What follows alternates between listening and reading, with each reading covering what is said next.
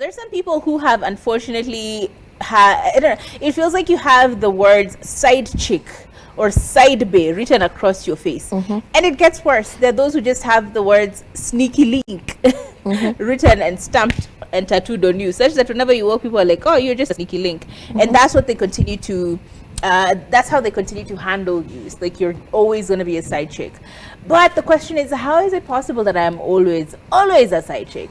And I feel like there are ages where it feels like this, especially when you're a lot younger and you're trying to date someone who is out of your league, out of your range, out of your social economical background, out of all of these things. You tend to find that at some point, if you're dating someone who is, you're attracted to someone who is like a lot more achieved, a lot more, I don't know, we call it outside your league. How do you describe this? A person who's unavailable to you. Yes, either financially unavailable to you, or physically you feel like or you know, maybe they have a wife, maybe they have a partner, and you're now exposing yourself to these kinds of people. At some point you end up with a situation where you end up being a side chick without necessarily wanting to, but here we are. And I think some of these conversations are ones we need to have. So I'd like to start with asking Turi a question. Have you ever been a side chick? No, I have not been a side chick. Have you a friend who has ever been a side chick? Yes, I have. Do you see some patterns that cause them to be a side chick? Yes, I do. Can you give us at least two? The first one that you said, dating somebody who's very unavailable, or rather being attracted to people who are unavailable, and it all trickles down to commitment issues.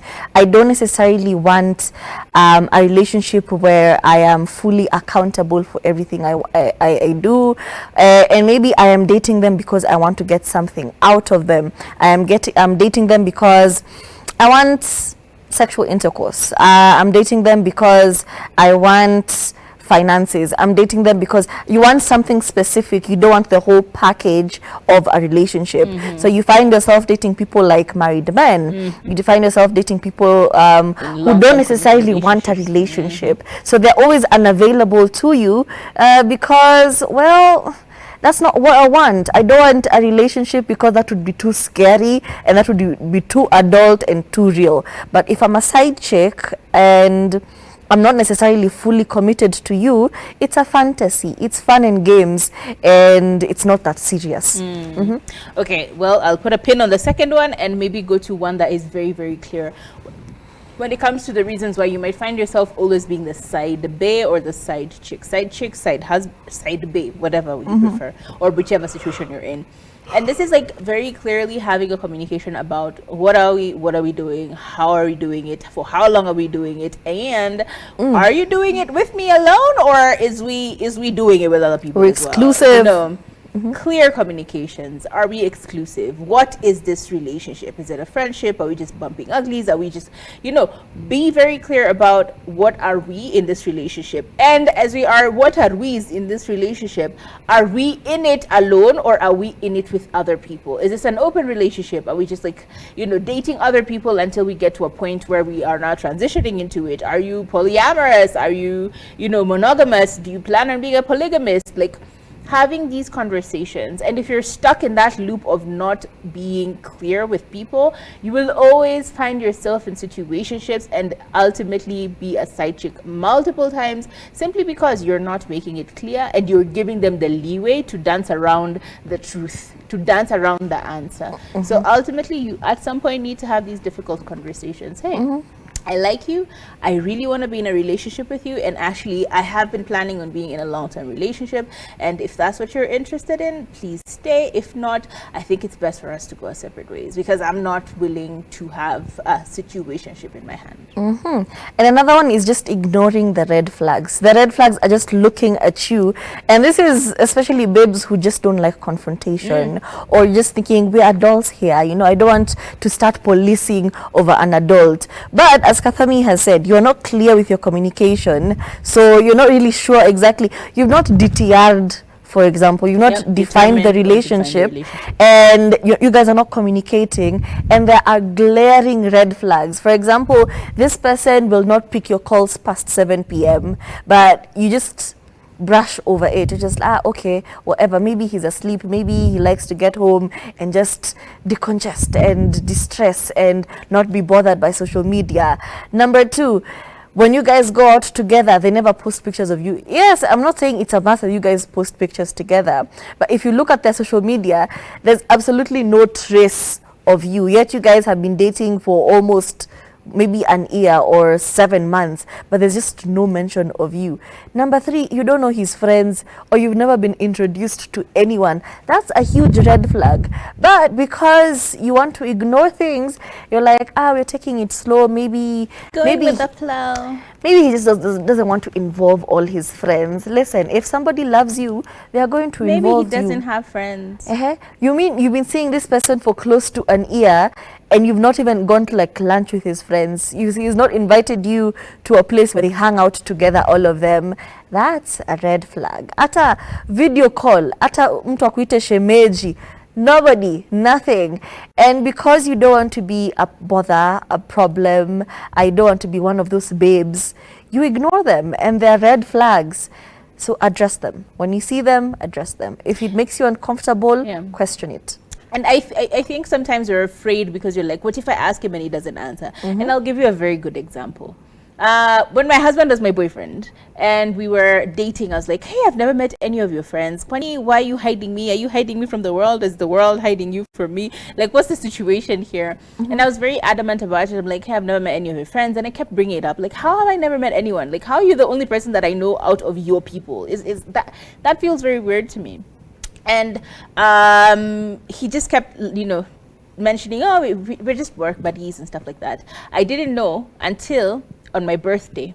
There was a surprise, like, let me take you somewhere. We went for a surprise dinner. And when I got there, it was a bunch of his, literally all of his friends, and then some of my friends. Through the collaboration with my brother, he got my brother to get some of my friends to come to my birthday party celebration. So basically, it was a celebration of my birthday and an introduction to all his friends. It's like, okay, fine, you wanted to meet them? Here they are. Here is everybody. Now meet them, have the questions you have for them and whatever. And at that moment, I was like, damn, it was that easy? Like, someone can just that easily do it? Like, it's not that hard for someone to do it. If I tell you today, Turi, hey, I've never actually, met your kid, and it's just your kid. We've been friends for a long time. How have I never met any one of your family members? You're like, dude, what? It's not that big of a deal. You'll just drag me like, hi, but in case you're hiding something from me, of course you're going to try and find ways and excuses, and you don't want me to introduce. I don't want to introduce you to these people because you're probably not going to be here for long enough, and it just feels like work that is, unnecessary and stuff like that. So as we said, green flags versus red flags, important for you to realize that it's really not that hard. It can be done, and it can be done so simply. Moving on to another one, the fear of loneliness. This one, it catches all of us at one point or another in our lives. You're over there just chilling with yourself, asking yourself questions like, hey, am I going to die alone? Lord, have you forgotten me? I see what you're doing for others. Why are you not doing it for myself? And ultimately, because you're so afraid of not looking, like your friends are talking about the boyfriends, they're talking about these relationships that they're in that are amazing and so on and so forth, and you really, really want to be part of the conversation. You really, really want to be like lashed to someone. And unfortunately for you, because of this desperation and want to be with someone, you end up being with anyone. It doesn't matter what the situation is. You just would rather be with someone, and you will ignore, and as Turi said, gloss over all the red flags. So I think here, let's learn the importance of understanding that life doesn't always have to be, and all relationships don't always have to be with a significant other.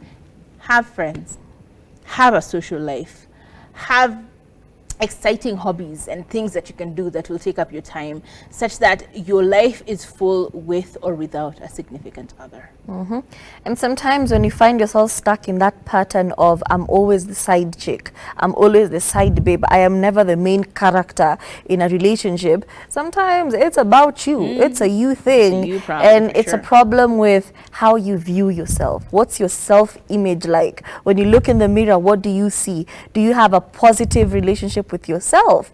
Is it an issue of low self-esteem? Do you feel so horribly and unworthy of having a fully committed relationship where it's just you and your partner, and you're deserving and you're worthy of all of this? Or is it just you look at yourself and like, me, I could never be someone's ride or die. I could never be that for someone. That's a you problem. So my advice to you, if that's the case, is it's time to self-analyze. It's time to sit down with yourself and ask yourself, why am I not happy with myself? And when you identify those things, and it could be as simple as writing them down. Sit down and ask yourself and be honest, because it would be wild to lie to yourself.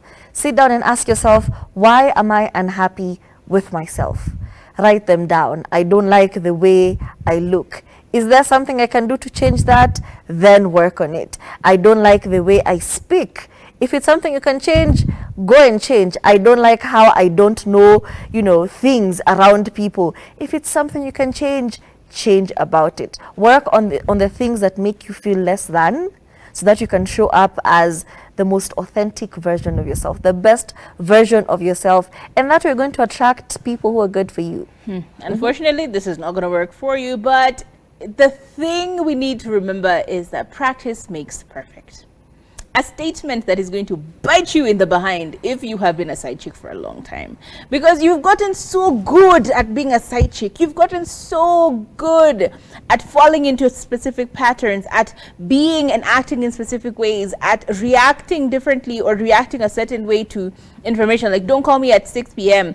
That's natural for you. It's familiar, and familiarity breeds a lot of you falling into the same patterns. So if you've been a side chick for many, many years, if you've been a side chick for so long that it's become your new personality, like you can only be a side chick, it's very important that you start doing one thing, which is recognizing, wait, why do I keep falling into this slump? Okay, so it's because I've been a side chick before.